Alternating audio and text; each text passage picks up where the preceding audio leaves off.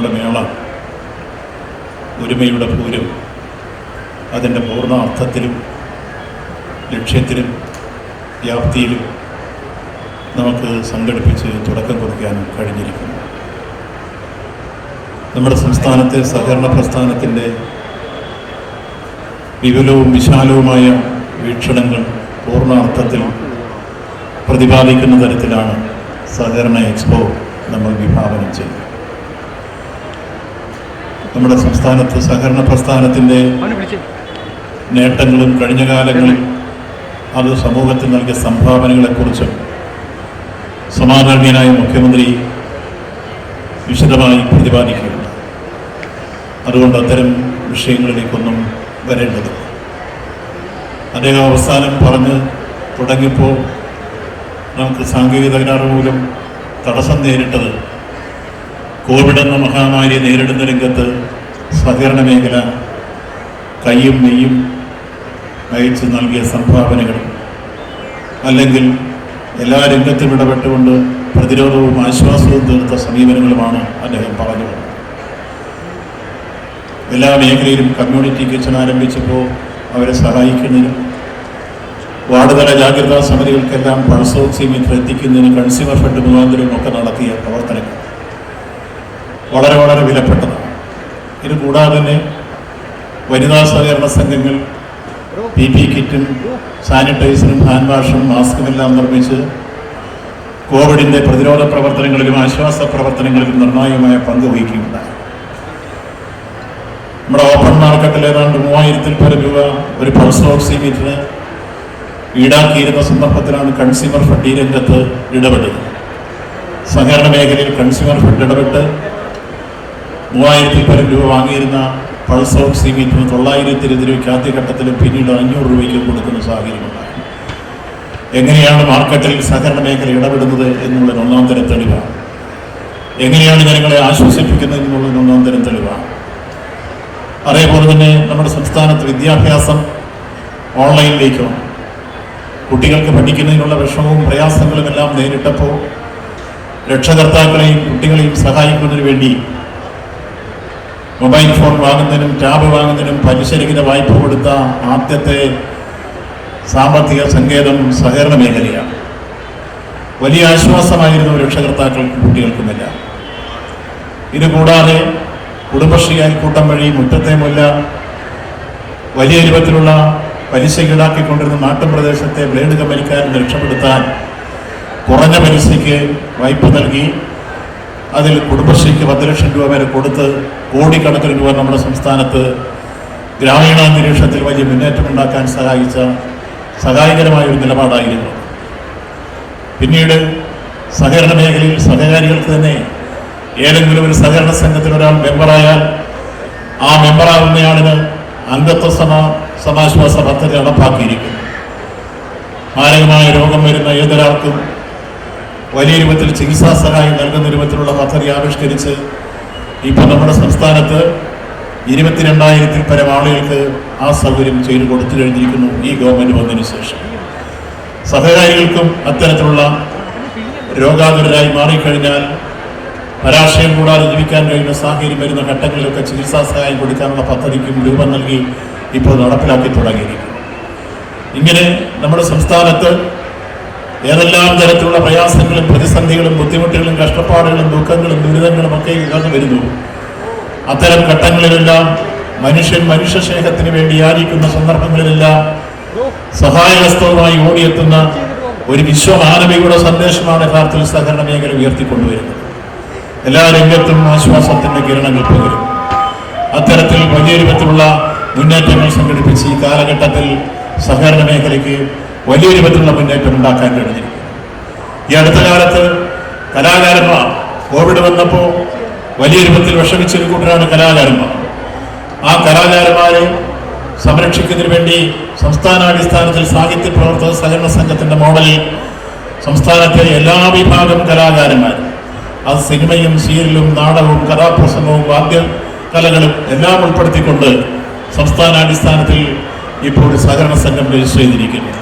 ഭാവിയിൽ കോവിഡുകൾ വന്നാൽ അവർക്ക് പ്രയാസങ്ങൾ ഉണ്ടാവാതിരിക്കാൻ അവരുടെ സർഗവാസനകളെ മാർക്കറ്റ് ചെയ്യാൻ കഴിയുന്ന ഒരു പുതിയ സാഹചര്യം ഉണ്ടാക്കുകയാണ് കലാകാരന്മാരുടെ സംഘടനയുടെ ലക്ഷ്യമെടുത്തത്. മറ്റൊന്ന്, ഈ കാലഘട്ടത്തിൽ യൗവനങ്ങളെ കൂടുതൽ ഈ മേഖലയിലേക്ക് കൊണ്ടുവരുന്നതിന് വേണ്ടി 30ഓളം സഹകരണ സംഘങ്ങൾ നമ്മുടെ സംസ്ഥാനത്ത് രജിസ്റ്റർ ചെയ്ത് കഴിഞ്ഞിരിക്കുന്നു. അതിൽ IT മുതൽ ഇവന്റ് മാനേജ്മെന്റ് വരെ താഴേക്ക് വന്നിട്ടുള്ള പ്രവർത്തനങ്ങൾ ഏറ്റെടുക്കുകയാണ്. വൈവിധ്യങ്ങളായ പ്രവർത്തനങ്ങളിലൂടെ യൗവനങ്ങൾ സഹകരണ മേഖലയിലേക്ക് അവരുടെ കരുത്ത് പ്രകടിപ്പിച്ച് മുന്നോട്ട് വരുന്നു. വനിതകൾ ആരംഭത്തിൽ വരുന്നു, SC/ST മേഖല ആരംഭത്തിലേക്ക് വരുന്നു. ഏറ്റവും അവസാനം ഫുട്ബോളിന്റെ രംഗത്ത് സഹകരണ മേഖല ഇടപെടാൻ തീരുമാനിച്ചിരിക്കുന്നു. ഇങ്ങനെ കേരളത്തിന്റെ ജനജീവിതം എടുത്താൽ സാമ്പത്തിക രംഗം, കാർഷിക, വ്യാവസായിക, തൊഴിൽ, വിദ്യാഭ്യാസ, ആരോഗ്യ മേഖലകളിലെല്ലാം സഹകരണ പ്രസ്ഥാനം കടന്നു വന്ന് അതിൻ്റെ എല്ലാ തരത്തിലുള്ള കരുത്തും തെളിയിച്ച് അതിൻ്റെ പ്രവർത്തനങ്ങൾ മുന്നോട്ട് വന്നുകൊണ്ടിരിക്കുന്ന ഒരു ഘട്ടത്തിലാണ് നമ്മുടെ സംസ്ഥാനത്തെ ഏതാണ്ട് 23,000-ഓളം സംഘങ്ങളിൽ നിന്ന് വരാവുന്ന ഉൽപ്പന്നങ്ങൾ, വൈവിധ്യങ്ങളായ ഉൽപ്പന്നങ്ങൾ ഈ എക്സ്പോയിൽ അവതരിപ്പിച്ച് ബഹുജനങ്ങൾക്ക് അത് സംബന്ധിച്ച വേണ്ടത്ര ധാരണയുണ്ടാക്കാനും ഒപ്പം ആ രംഗത്ത് ഒട്ടനവധി വിപണനം നടത്താനും പുതിയ സാധ്യതകളെക്കുറിച്ച് ആരായാനും പുതിയ ആശയങ്ങൾ ഉൽപ്പാദിപ്പിക്കാനും എല്ലാം കഴിയുന്ന വൈവിധ്യങ്ങളായ പ്രവർത്തനങ്ങൾ ഏറ്റെടുത്തുകൊണ്ടാണ് ഈ എക്സ്പോ മുന്നോട്ട് വന്നിരിക്കുന്നത്. ഇവിടെ പ്രദർശനങ്ങൾ മാത്രമല്ല, സഹകരണ മേഖല ഉൽപ്പാദിപ്പിക്കുന്ന 300-ൽ പരം ഉൽപ്പന്നങ്ങൾ എക്സ്പോയിൽ അവതരിപ്പിച്ചിട്ടുണ്ട്. ഇതുകൂടാതെ ഇനിയും വരാൻ നിൽക്കുന്നു ബ്രാൻഡഡ് പ്രോഡക്റ്റുകൾ. അതിന് പുറമെയാണ് സഹകരണ മേഖല ഇന്ന് അഭിമുഖീകരിക്കുന്ന പ്രശ്നങ്ങളും മറ്റു യാഥാർത്ഥ്യങ്ങളും എല്ലാം ചർച്ച ചെയ്യാൻ സെമിനാറുകളും സിമ്പോസിയങ്ങളും എല്ലാം സംഘടിപ്പിച്ചിരിക്കുന്നു. ഇങ്ങനെ നാനാതരത്തിൽ സഹകരണ മേഖലയിൽ നിന്ന് അഭിമുഖീകരിക്കുന്ന പ്രശ്നങ്ങൾ ചർച്ച ചെയ്ത് അതിന് പരിഹാരം കാണുന്ന പുത്തൻ തീരുമാനങ്ങളുമെല്ലാം കൈക്കൊള്ളാൻ ഈ എക്സ്പോ സഹായകരമായി മാറും. അതിന് ഈ എക്സ്പോ എല്ലാ അർത്ഥത്തിലും പ്രയോജനപ്പെടുത്താൻ ബഹുമാന്യരായ സഹകാരികൾ തയ്യാറാകണമെന്ന് സഹകരണ പ്രവർത്തകരോട് വിനയപൂർവ്വം അഭ്യർത്ഥിച്ചുകൊണ്ട് എൻ്റെ അധ്യക്ഷ പ്രസംഗം ഞാൻ അവസാനിപ്പിക്കുന്നു. നന്ദി, നമസ്കാരം.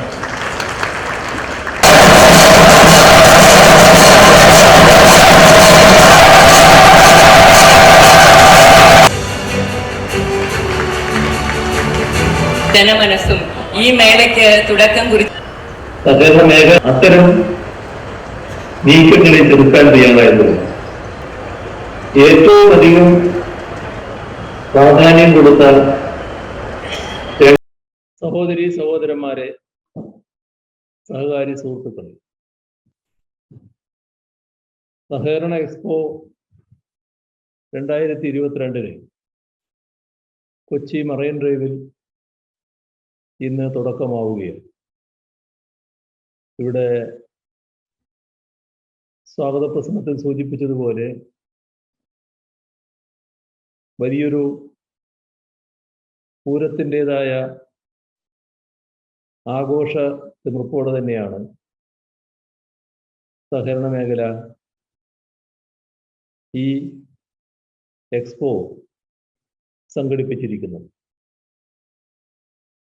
സഹകരണ പ്രസ്ഥാനങ്ങളുടെ ഉൽപ്പന്നങ്ങളും സേവനങ്ങളും വ്യക്തതയോടെ ജനങ്ങളെ ബോധ്യപ്പെടുത്താൻ ഇതിന് കഴിയുമെന്നാണ് ഏറ്റവും വലിയ പ്രത്യേകത. അതോടൊപ്പം സഹകരണ മേഖല നേരിടുന്ന വെല്ലുവിളികളെക്കുറിച്ച് ചർച്ച ചെയ്യുന്നതിനും ഈ എക്സ്പോ നല്ല രീതിയിൽ ഉപകരിക്കും. അതിലേറ്റവും വലിയ പ്രത്യേകതയായി കാണുന്നത് വിവിധ പ്രശ്നങ്ങളെക്കുറിച്ച് അല്ലെങ്കിൽ വ്യത്യസ്തമായ മേഖലകളെക്കുറിച്ച് വിശദമായ ചർച്ച ഇതിൻ്റെ ഭാഗമായി സംഘടിപ്പിച്ചിരിക്കുന്നു എന്നതാണ്. അതിൽ സെമിനാറുകൾ വലിയ തോതിലുള്ള പങ്കാളിത്തത്തോടെയാണ് സംഘടിപ്പിക്കാൻ ഇതിൻ്റെ ഭാഗമായി തയ്യാറായിട്ടുള്ളത് എന്നത് സന്തോഷകരമായ കാര്യമാണ്. നമ്മുടെ നാട്ടിലെ സഹകരണ പ്രസ്ഥാനം ദേശീയ പ്രസ്ഥാന കാലത്ത് ഉദയം ചെയ്തതാണ്. ദേശീയ പ്രസ്ഥാന കാലത്ത് തുടക്കം കുറിച്ച സഹകരണ മേഖലയ്ക്ക് അതുകൊണ്ട് തന്നെ അതിൻ്റേതായ ജനകീയ സ്വഭാവം തുടർച്ചയായി നിലനിർത്താൻ കഴിഞ്ഞിട്ടുണ്ട്. ഏറ്റവും വലിയ പ്രത്യേകത സഹകരണ മേഖലക്ക് കാത്തു സൂക്ഷിക്കാൻ കഴിഞ്ഞ സംശുദ്ധിയാണ്. അത് ഈ പാരമ്പര്യത്തിൽ നിന്ന് ലഭ്യമായതാണ്.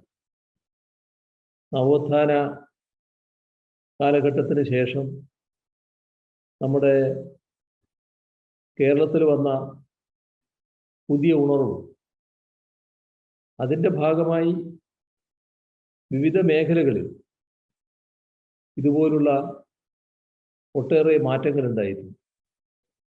ഇതിൽ സഹകരണ രംഗത്ത് വലിയ മാറ്റം സംഭവിച്ചു എന്നുള്ളതാണ് യാഥാർത്ഥ്യം.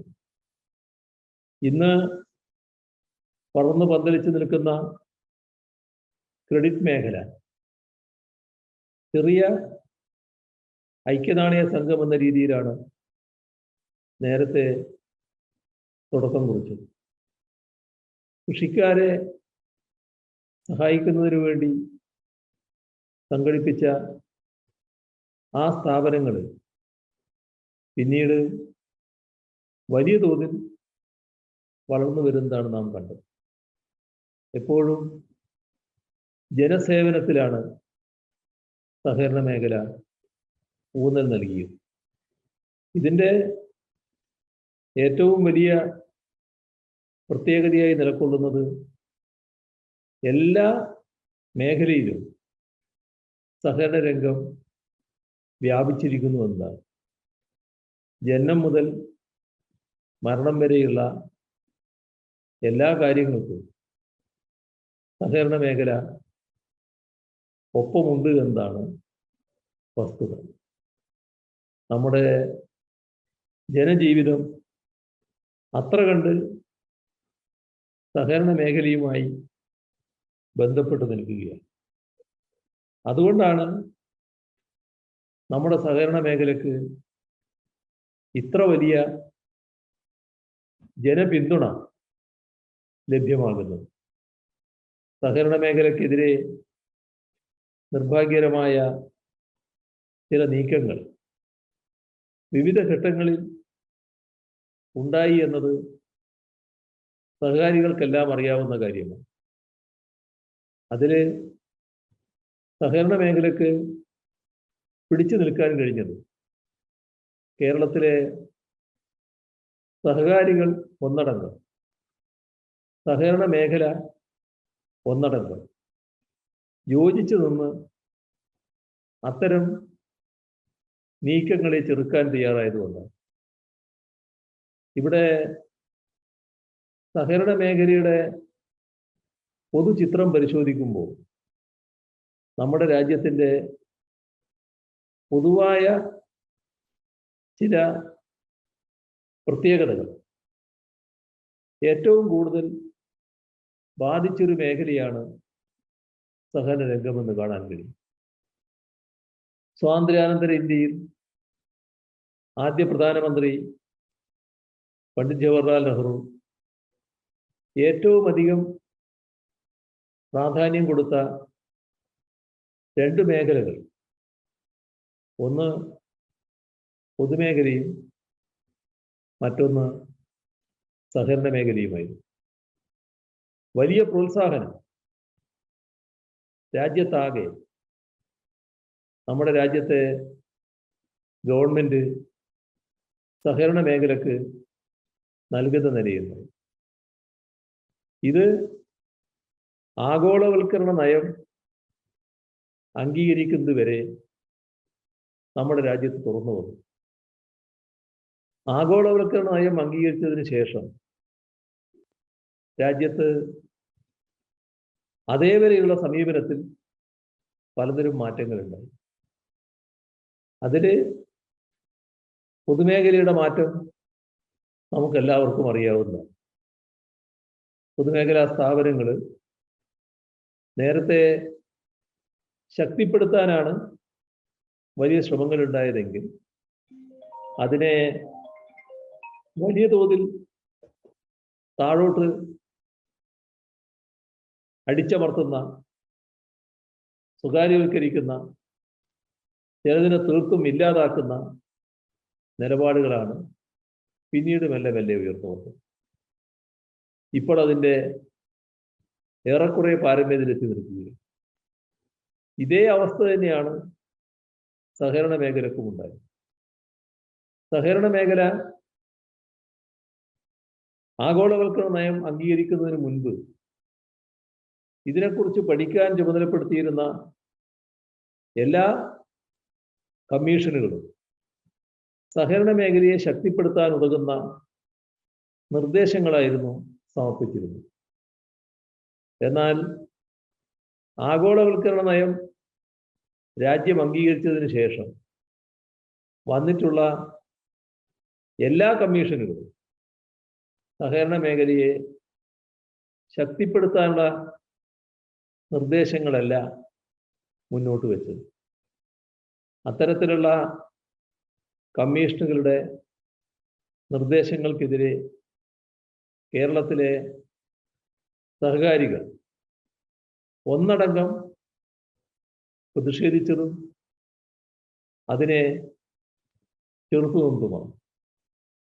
ഇവിടെ ഒരു തരത്തിലുള്ള അഭിപ്രായ ഭിന്നതയും സഹകാരികളെ ബാധിച്ചില്ല. സഹകരണ മേഖലയുടെ സംരക്ഷണം പ്രധാനമായി കണ്ടുകൊണ്ട് തന്നെയുള്ള വലിയ യോജിപ്പോടെയുള്ള ചെറുത്തുനിൽപ്പാണ് സഹകരണ മേഖല ഉയർത്തിക്കൊണ്ടുവന്നത്. ഇതുതന്നെയാണ് സംസ്ഥാന ഗവൺമെന്റുകളുടെയും സ്ഥിതി. നമുക്കറിയാം, കേരളത്തിൽ മാറി മാറി ഗവൺമെന്റുകൾ 2016 വരെ വന്നിരുന്നു. ആ മാറി മാറി വന്ന എല്ലാ ഗവൺമെന്റുകളും ഈ കാര്യത്തിൽ കേരളത്തിൻ്റെ സഹകരണ മേഖലയെ സംരക്ഷിക്കുക എന്ന നിലപാട് തന്നെയാണ് സ്വീകരിച്ചു വന്നത്. ഇപ്പോൾ 2016 തൊട്ടുള്ള ഗവൺമെന്റും ഇപ്പോഴുള്ള ഗവൺമെന്റും അതേ നിലപാടാണ് സ്വീകരിക്കുന്നത് എന്ന് നമ്മുടെ എല്ലാം അനുഭവത്തിലുള്ളതുമാണ്. ഇതുകൊണ്ടാണ് കേരളത്തിലെ സഹകരണ മേഖലയ്ക്ക് വലിയ പോറലേൽക്കാതിരുന്നത്.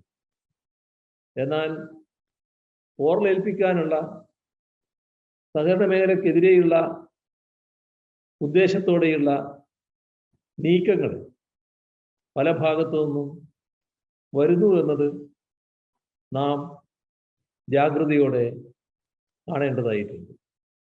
ഇക്കാര്യത്തിൽ സഹകാരികൾ നല്ല ജാഗ്രത പുലർത്തേണ്ടതായിട്ട് തന്നെയാണ് ഇരിക്കുന്നത്.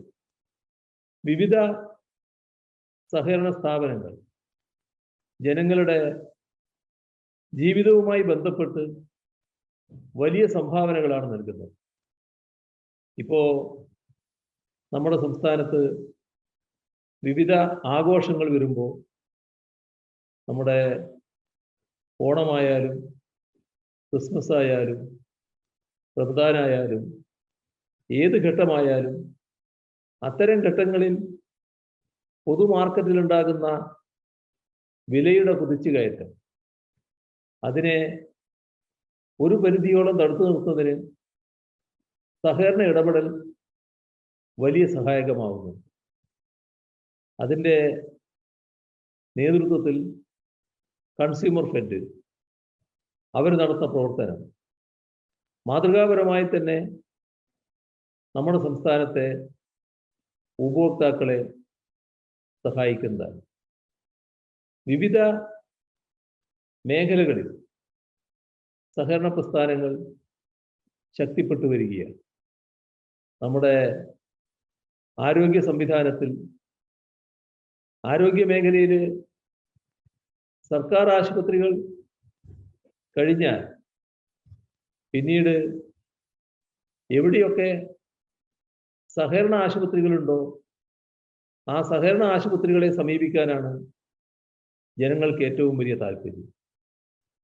എന്നാൽ സഹകരണ മേഖലയുടെ കഴിവിനനുസരിച്ച് സഹകരണ ആശുപത്രികൾ വ്യാപകമായിട്ടില്ല എന്നൊരു കുറവ് നിലനിൽക്കുന്നുണ്ട്.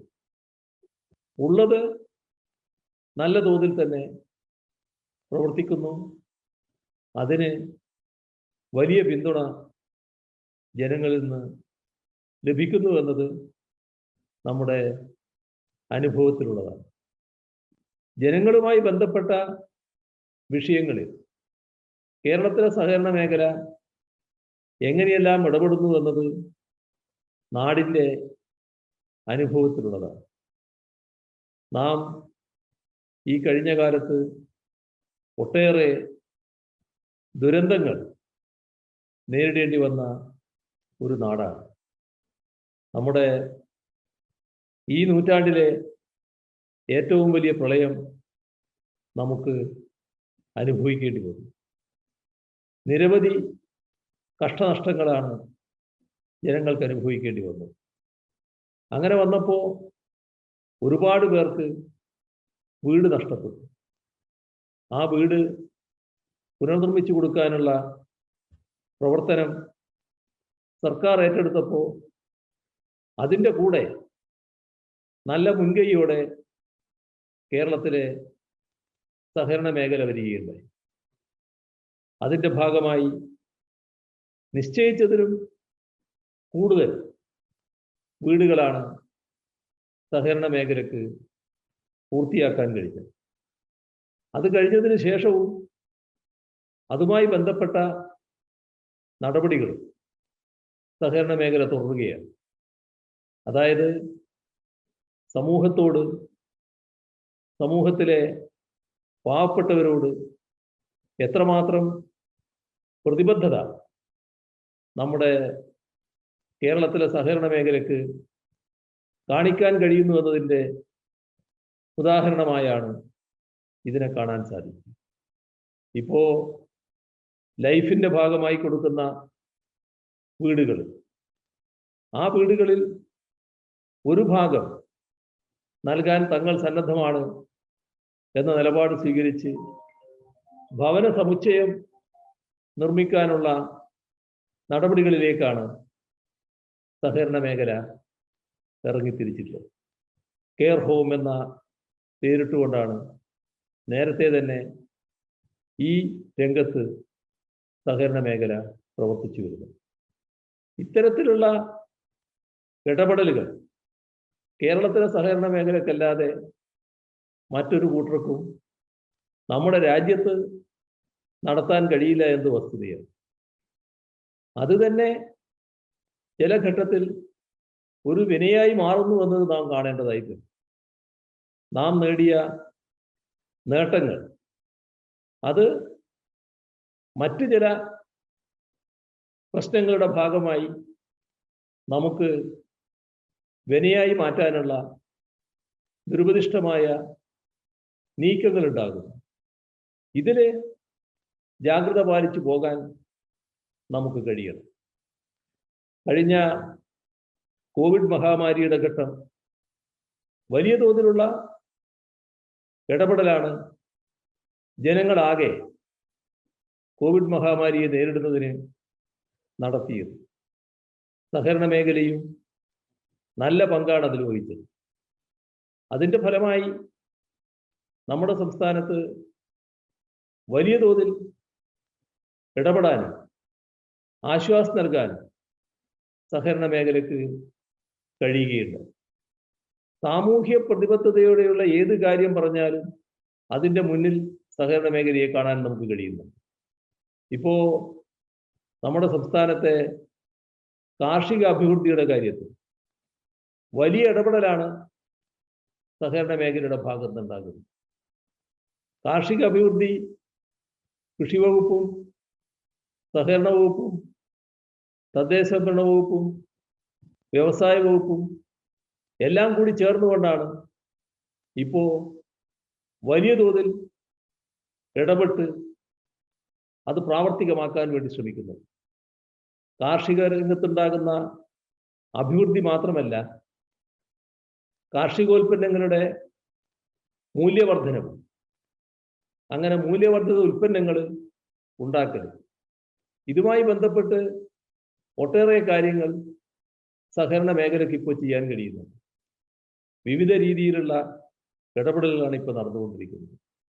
ഇങ്ങനെ ജനജീവിതവുമായി ബന്ധപ്പെട്ട് എല്ലാ പ്രശ്നങ്ങളിലും വലിയ തോതിലുള്ള ഇടപെടൽ സഹകരണ മേഖലയുടെ ഭാഗത്തുണ്ടാവുകയാണ്.